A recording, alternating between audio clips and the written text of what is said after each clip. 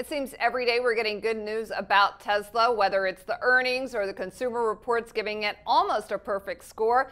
Well, let's talk about Tesla. I'm with Jim Cramer. So, Jim, you know, they came out with their quarterly earnings, definitely surprised the market. Right. They delivered 5,000 Model S cars.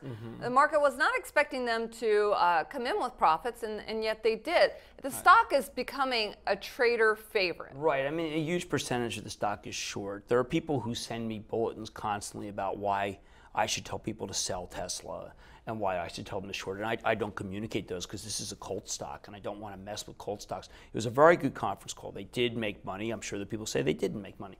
They are going to build 21,000 cars. I'm sure that people say they can't build 21,000 cars. But the bulls are winning the argument right now.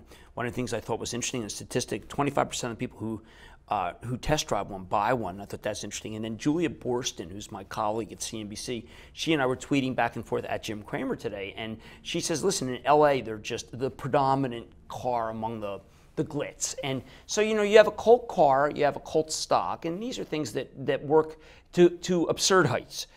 Because it has an $8 billion market cap, Carl continued pointed out to me, and I don't think it's worth $8 billion, but it really doesn't matter what I think. You know, what's interesting, too, is there is clearly he has so much faith in his product that he has offered the owners, if they buy this car and finance it through Tesla, that in 3 years, if they want to sell it back, he'll give them 50% of their car value. That's just really unheard of, and that really speaks volumes about how much he believes in his product. Well, it's also allowed him to take there's a kind of an aggressive accounting stance you can take if you think that the cars are going to be worth a certain amount later. I mean, there's everything that's in the conference call, but I urge people who are trading the stock to recognize that you're really trading a short squeeze, and we don't know. Short squeezes are wild animals. So, I mean, at one point today, people were using the Goldman call, this a sell call, get out of the stock. This is a stock that is not really a stock. Okay, this is a poll, a referendum on a man and a car.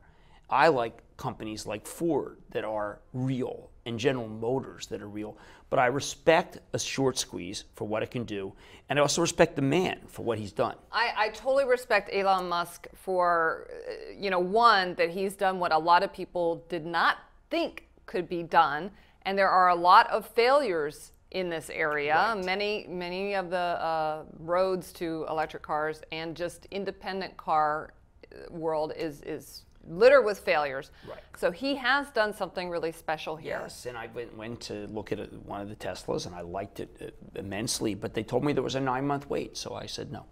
You didn't put your name on the waiting list? No, I think 9 months is an awful long time to wait for a car. All right, but listen, let me ask you this.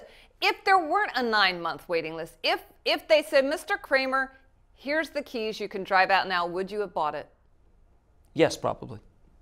And there you go. So the Tesla stock, look at it, be cautious about it, because if you're looking at it, it might just be you're trading the short and not necessarily a pure play on the stock. And that's Jim Cramer, who could potentially be a future Tesla owner if there's no wait. I'm Deborah Borchard with The Street.